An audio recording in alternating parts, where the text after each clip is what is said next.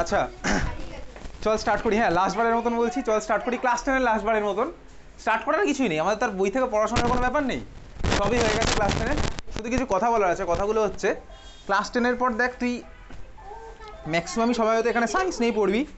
Class 10-এর পর সবাই হয়তো ম্যাক্সিমাম এখানে সায়েন্স নিয়ে পড়বি। সবাই কি সায়েন্স নিয়েই পড়বি তো?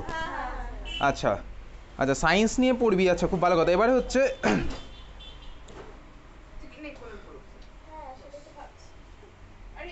আচ্ছা তোর তো সবার স্কুলেই ম্যাক্সিমাম অ্যাডমিট কার্ড দিয়ে দিচ্ছে, বা মোটামুটি দিয়ে দিয়েছে, তাও দিয়ে দেবে অ্যাডমিট কার্ড।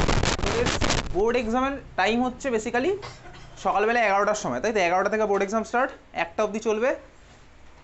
আচ্ছা বাড়িতে এখন রাত্রেবেলা ঘুমাচ্ছিস কখন? আমি জানি 3:30 4টে বা 2টো 2:30 এই সময় ঘুমাস। সকালবেলা উঠিস কখন বাড়িতে? অন অ্যান অ্যাভারেজ ধরলাম 8:30 9টা, তাই তো? 8:30 9টায় উঠিস? 7টার সময় উঠিস?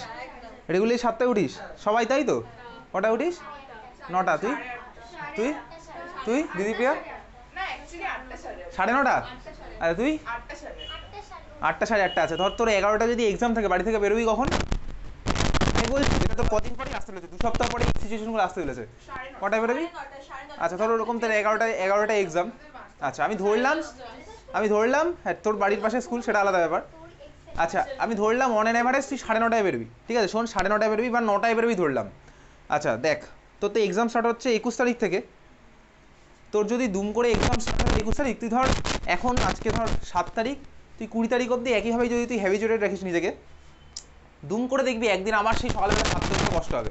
আর যেদিন তোর এক্সাম থাকবে আমার মনে হয় সেদিন তুই 9টা অবধি ঘুমাবি না। আমার মনে হয় না তুই 9টা অবধি ঘুমাবে, তোর বাড়ির লোক তোকে 9টা অবধি ঘুমাতে দেবে, সেদিন তোকে 7টার সময় তুলে দেবে, সোজা কথা।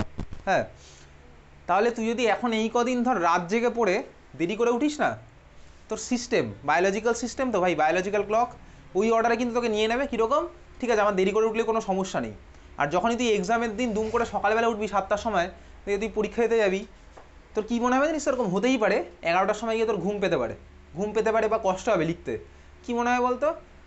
কারণ তোর অভ্যাস এতদিন হয়ে এসছে আমি একটু পরে উঠি, দেরি করে উঠি, 11টার সময় গিয়ে তোর ঘুম পেতে পারে বা তোর মনে হতে পারে ঠিক আছে লিখবো না, এগুলো হতেই পারে। লিখবো না এরকম হয়, ঠিক আছে? আর একটা জিনিস কী মনে হতে পারে? মনে হবে যে বাড়ি গিয়ে ঘুমাবো, এই আশাতে তোর তখন আর লিখতে ইচ্ছা করবে না কিছু। এই জন্য এখন থেকে চেষ্টা কর রাত্রেবেলা একটু তাড়াতাড়ি শুয়ে সকালবেলা তাড়াতাড়ি উঠতে, রাত্রেবেলা একটু তাড়াতাড়ি শুয়ে সকালবেলা তাড়াতাড়ি উঠতে, ঠিক আছে? তার কারণটা বুঝে গেছি। এইভাবে যদি হ্যাবিচুয়েটেড হোস তাহলে তোর অটোমেটিক্যালি তোর এক্সামের সময় কোনো অসুবিধা হবে না। রাত্রেবেলা একটু তাড়াতাড়ি শোয়ার চেষ্টা কর, তাড়াতাড়ি বলতে পারো 9টার সময় ঘুমিয়ে পড়তে হবে কাল থেকে, ঠিক আছে? 9টা না 10টাও নয়, 11টা ধরে রাখ, 11টা 11:30। ইউজুয়ালি তুই বাড়িটা কখন ঘুমাস? 11টা। আচ্ছা তো আপাতত একটু রিসেন্টলি একটু চেঞ্জ করার চেষ্টা কর, কারণ এটা তোর ভালোর জন্যই। আরেকটা কথা হচ্ছে তোর এখন সব জায়গায় পরীক্ষা চলছে আমি জানি, তোর কাছে বাড়িতে প্রিভিয়াস ইয়ার কোশ্চেনের বই আছে। সিম্পলি বাড়িতে সকালবেলা 11টার সময় বসবি, ঠিক আছে? 11টা থেকে 1টা 2 ঘন্টা একদম টাইম, 2 ঘন্টার মধ্যে তুই কোশ্চেন সলভ করবি উইদাউট গুগল ছাড়া। ইয়ার কি মেরে না, সিরিয়াসলি একটা খাতা নিবি, খাতার মধ্যে কোশ্চেন থাকবে আর খাতা থাকবে, আর কিচ্ছু থাকবে না। পাশে মুড়ির বাটি, ঠিক আছে? খাবার নিয়ে বসলাম, খেতে খেতে পরীক্ষা। আরে তুই ভাই ওটাকে একটা মক টেস্ট দিচ্ছিস, বেসিক্যালি স্যাম্পেল এক্সাম দিচ্ছিস, যেরকম তোর অরিজিনাল এক্সাম হয় সেই রকম এক্সামের মতন এক্সাম দেবো। 2 ঘন্টা ইয়ার কি না মেরে, মানে কি বলতো, 1 ঘন্টা হলো, তারপর চলে গেলাম কার্টুন দেখতে, তারপর আধ ঘন্টা কার্টুন দেখে এসে মা বাবার সাথে গল্প করে আসলাম, করে এসে আবার আধ ঘন্টা পরে আবার বসলাম, 2:30 অবধি এক্সাম দিচ্ছি, 5 ঘন্টা ধরে এক্সাম দিল, কোনো লাভ নেই। তুই যদি বাড়িতে স্যাম্পেল পেপার বা মক টেস্ট দিস, সকালবেলা 11টার সময় দিবি, রাত্রেবেলা 9টায় না দিয়ে সকালে 11টায়, একই তো ব্যাপার ভাই। তুই রাত্রেবেলা 9টা দিলে যা হতো, সকালে 11টা দিলে তখন তোর বেটার হবে। কেন বেটার হবে? কারণ তুই বোর্ড এক্সামের টাইমিংয়ের সাথে নিজেকে অ্যাডজাস্ট করে নিচ্ছি আগে থেকে, সুবিধা হবে অনেক, এগুলো এফেক্ট ফেলে সিম্পলি, বুঝতে পেরেছিস তো? এই জন্য কাল থেকেই চেষ্টা করবি সকালবেলা যদি সম্ভব হয় 11টার সময়, কারণ তোর এখন স্কুল নেই, শুধুমাত্র সব জায়গায় হয়তো পরীক্ষা দিতে আসছিস, আর তো কিছু নেই। তো পরীক্ষা দিতে আছিস খুব ভালো কথা, সেটাকেও তো বারণ করেনি। সকালবেলা এক্সাম দেওয়ার চেষ্টা করবি, বোর্ড এক্সামের টাইম 11টা। আর বাড়িতে মা বাবাকে বলে দিবি যে আমি 11টা থেকে 1টা অবধি এক্সাম দেবো, ঠিক আছে? এই সময় আমাকে ডেকো না। বা তোর মা তোকে বলতে পারে যে একটু ছাদে গিয়ে কাপড়টা মেলে দিয়ে আয়, হ্যাঁ স্নান করে আয়, বলবে এক্স্যাক্টলি। এই জন্য মাকে আগে থেকে বলে দিবি যে আমি 2 ঘন্টা এখন সিম্পলি পরীক্ষা দেবো, আমাকে ডেকো না। দরজা বন্ধ করে দরকার বলে দিবি, ঠিক আছে? এবার না বলে দরজা বন্ধ করলে দেখবি দরজা ধাক্কে ভেঙে ফেলবে, ভাবে কী করছে। ওই জন্য বলে দরজা বন্ধ করে পরীক্ষা দিয়ে দিবি। বাড়িতে ভাই বোন দাদা দিদি যে আছে, হ্যাঁ তাকে বলে দিবি 2 ঘন্টা মানে ডিস্টার্ব কর না, একটু করার চেষ্টা কর, অনেক এফেক্ট পড়বে এগুলো। তুই ব্যাপারটা বুঝতে পেরেছিস কী বলেছি? একবারে বাকিটা তোর ইচ্ছা। দেখ দিনের শেষে তুই স্বাধীন নাগরিক, হ্যাঁ স্বাধীন দেশের স্বাধীন নাগরিক, তোর ইচ্ছা। আমি আজ তোকে সাজেস্ট করতে পারি, তুই করবি না সেটা তো ব্যক্তিগত ব্যাপার, বোঝা গেল? করলে আমার মনে হয় খারাপ কিছু হবে না, বরং ভালো কিছু হবে। আর সেকেন্ডটা বলেছো তুই এখন বাড়িতে এখন পড়াশোনা করছিস, অলরেডি জানিস কোথা থেকে কী পড়তে হবে।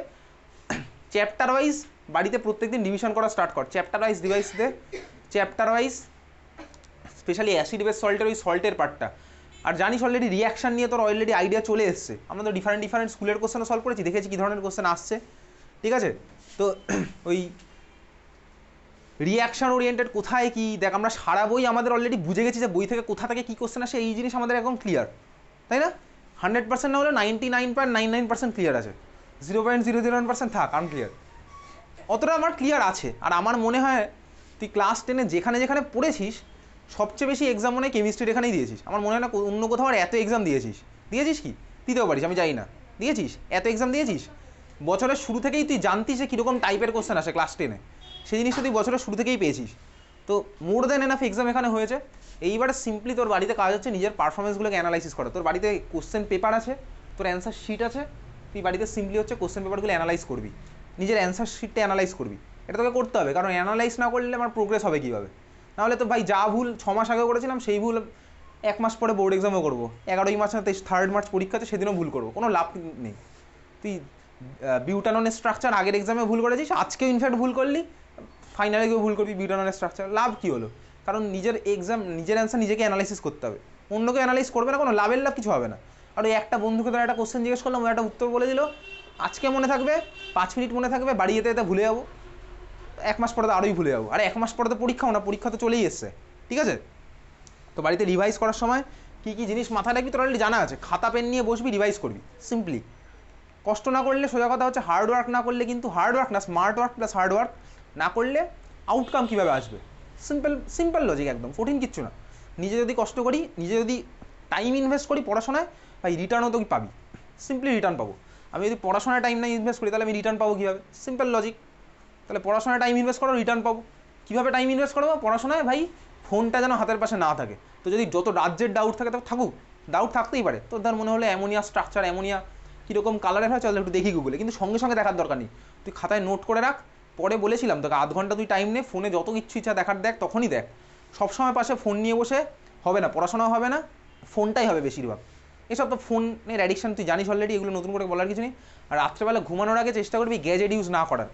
এই গ্যাজেট ইউজ করলে কিন্তু সারাদিনের পরিশ্রম বেসিক্যালি গেল জলে। আরেকটা কথা হচ্ছে দেখ, এটাই হয়তো বা আমাদের শেষ দেখা নয় ক্লাস 10-এ, কারণ ক্লাস 10-এর পরে তো আবার ক্লাস 11 আসছে, যদি পড়বি, না পড়লে যেখানেই পড়, মনে রাখবি একটা জিনিস সবসময়, তুই যদি সাবজেক্টের প্রতি অনেস্ট থাকিস তাহলে কিন্তু সাবজেক্টও তোকে রিটার্ন দেবে। তোকে সাবজেক্টের প্রতি কিন্তু অনেস্ট থাকতে হবে, তাহলে সাবজেক্ট তোকে রিটার্ন দেবে। সেটা ক্লাস 12-এর পরে তুই যে স্ট্রিমেই যাস, তুই বিটেক পড়িস, এমবিবিএস পড়িস, বিবিএ, বিসিএ, এমসিএ, এমবিএ যাই পড়, সাবজেক্টের প্রতি আমাকে সবসময় অনেস্ট থাকতে হবে। আর দেখ তুই ইন ফিউচারে তো ক্লাস 10 তো সবে ফার্স্ট এক্সাম, ক্লাস 12-এ এই কথাগুলো বললে হতো, যাই হোক দেখ ক্লাস 12-এ পরে তুই যেখানেই যাস ইন ফিউচারে, তুই যত কোটি টাকায় ইনকাম করিস, যত লাখ টাকায় ইনকাম করিস, সবসময় চেষ্টা করবি হচ্ছে অনেস্ট হওয়ার, মানে একজন ভালো মানুষ হওয়ার, কারণ ভালো মানুষ হওয়াটা কিন্তু খুব দরকার। দেখবি আজকে যদি কারোর কাছে কোটি টাকা থাকে, লোকে 1 দিন বলবে, 2 দিন বলবে, তারপরে কেউ ভুলেও যাবে, তাকে ছুঁড়ে ফেলে দেবে, সোজা কথা।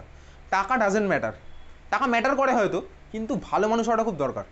লোকে দেখবি ভালো মানুষকেই মনে রাখে, ভালো মানুষের কাজ তাকেই মনে রাখে, টাকার কথা কেউ মনে রাখে না। সিম্পলি তোর মনে হতে পারে হ্যাঁ ভাই মুকেশ আম্বানি, আরে মুকেশ আম্বানি সাইমালটেনিয়াসলি ভালো মানুষও, ও শুধুমাত্র কোটিপতি না, ভালো মানুষও সাইড ওয়াইজ, ঠিক আছে? এনিওয়েজ, তো আরেকটা জিনিস, চেষ্টা করবি ভালো মানুষ হওয়ার, আর ডাউন টু আর্থ মানে কি, যেন পা যেন মাটিতে থাকে ভাই। আমি যাই করলাম জীবনে পা যেন মাটিতে থাকে, কানেকশানের সাথে যেন আমার কখনো ডিসকানেক্টেড না হই, যেখানে হচ্ছে মেন আমার রুট। যেমন ধর তোর জন্য এই মুহূর্তে সবচেয়ে বেশি কে করছে বলতো, হয়তো তোর বাবা মা, বা তুই জানিস বাবা মা হয়তো সবার জন্য করে না, ঠিক আছে, সবার ক্ষেত্রে তো বাবা মা করে না, অন্য রিলেটিভও করতে পারে। তুই জানিস এই মুহূর্তে তোর জন্য সবচেয়ে বেশি কষ্ট কে করছে, ম্যাক্সিমাম ক্ষেত্রে সেটা বাবা মা। তো ওই জন্য বাবা মার প্রতি ডিসরেসপেক্টফুল হওয়াটা কখনো উচিত নয়, ঠিক আছে? তাদেরকে এগুলো তুই বুঝিস, তাদের প্রতি ডিসরেসপেক্ট আমি কখনো হবো না, রেসপেক্ট আমার সবসময় তাদের প্রতি থাকা উচিত, কারণ তারাই কিন্তু তোর সবচেয়ে ভালোটা চায়। সবচেয়ে ভালো যদি প্রথম কেউ চায় তোর বাবা মা, তোর গার্লফ্রেন্ড বয়ফ্রেন্ড চায় না, ব্রেকআপের পরে কেউ ফিরেও তাকাবে না, সিম্পলি। আমি বলেছি এগুলো ফ্যাক্ট, সিম্পলি। ব্রেকআপ হওয়ার পরে তো তুই ব্লক ব্লক হয়ে আছিস, তখন কে তোর দিকে দেখবে? তো কেউ যায়ও আসে না, ওই বাবা মা ছাড়া কেউ তাকাবে না তোর দিকে। এগুলো হার্শ রিয়েলিটি আমার মনে হয় তোর জানা উচিত, ঠিক আছে? তো যাই হোক, আর এটা ব্যাপার হচ্ছে দেখ, সারা বছর এখানে পড়ার সময় হয়তো হয়তো কোথাও ঠিক পড়িয়েছি, কোথাও হয়তো ভুল পড়িয়েছি, তোর মনে হয়েছে ভুল পড়াচ্ছে, কোনো কোথাও হয়তো মনে হয়েছে যে রাগ হতে পারে আমার উপর, ঠিক আছে? হয়তো ধর এখানে পরীক্ষার সময় আমি ফোন করে বাড়িতে বলেছি, ভয়ঙ্কর রকমের ঝাড় দিয়েছি, কিন্তু আমার কখনোই ওটা পার্সোনালি কিন্তু অ্যাটাক করা কখনোই বা পার্সোনালি আঘাত দেওয়া কখনোই উদ্দেশ্য ছিল না। এম কখনোই পার্সোনালি আঘাত দেওয়া ছিল না। আর যদি পার্সোনালি কষ্ট পেয়ে থাকিস তার জন্য সরি, ওটা কিন্তু আমার উদ্দেশ্য ছিল তোর ভালোর জন্য, সিম্পলি ভালোর জন্য, ভালো চাই বলেই হয়েছে, ঠিক আছে? আর দেখ, অনেকে ক্লাস 10-এর পরে ছেড়ে দেয়, ক্লাস 10-এর পরে ছেড়ে দেওয়াটা ছেড়ে দিতেই পারে, সেটা কোনো অসুবিধার কিছু নেই, কিন্তু তোর ভালোর জন্যই আমি কিন্তু এই বকা টকাগুলো যা দিয়েছি, তাতে মনে করার কিছু নেই। তুই যদি ভালোভাবে নিস আমার মনে হয় ভালোই হবে, ঠিক আছে? আরেকটা ব্যাপার হচ্ছে দেখ, অনেকেই বলে যে ইন ফিউচারে কন্ট্যাক্ট রাখবে, কিন্তু আর কেউ কন্ট্যাক্ট রাখে না। দেখ, 1 বছর ধরে যারা রেগুলারলি আসতো, তারা যদি হঠাৎ করে একদিন থেকে না আসতে শুরু করে না, ইমোশনালি হয়তো অ্যাটাচড হয়ে যাওয়াটা কোনো অন্যায়ের কিছু না। তো ইমোশনাল হওয়াই যায়, কিন্তু আমাদের ইমোশন ধরে পড়ে থাকলে হবে না, সিম্পলি।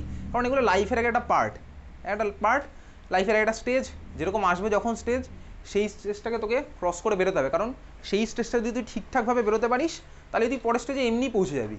ওই জন্য লাইফের একটা পার্ট এটা। তুই হয়তো কেমিস্ট্রি ক্লাস মিস করতে পারিস, কিন্তু এই মিস করে নিয়ে ধরে বসে থাকা হবে না, তোকে পরের ধাপে যেতে হবে, সোজা কথা, বুঝতে পারলি তো? কারণ একটা জিনিস নিয়ে বসে থাকলে আমি কখনো এগোতে পারবো না জীবনে। আর একটা ব্যাপার হচ্ছে, যে যেখানেই যাস,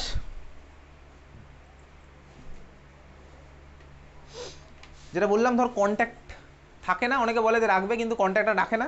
ওই ধর হোয়াটসঅ্যাপে চ্যাট কীরকম হয়, তাও দুর্গাপুজোর সময় একটা ছবি পাঠিয়ে শুভ বিজয়া, হ্যাঁ, কালী পুজোর সময় টুনি লাইটের ছবি পাঠিয়ে হচ্ছে হ্যাপি দিওয়ালি, আর ক্রিসমাসের সময় এই কেকের ছবি পাঠিয়ে মেরি ক্রিসমাস, আর সান্তা ক্লজের ছবি পাঠিয়ে, তা হচ্ছে ফরওয়ার্ডেড মেসেজ, ঠিক আছে? তো যাই হোক, অনেক অনেক কথা বললাম, ইমোশনাল কথা বললাম, অনেক বড় বড় কথা বললাম। যাই হোক, আর দুঃখ পাওয়ার কিছু নেই। তোর ক্লাস 10 ফাইনাল এক্সাম ভালো করে দে, ভালো থাকিস, ভালো করে পড়াশোনা কর, চল।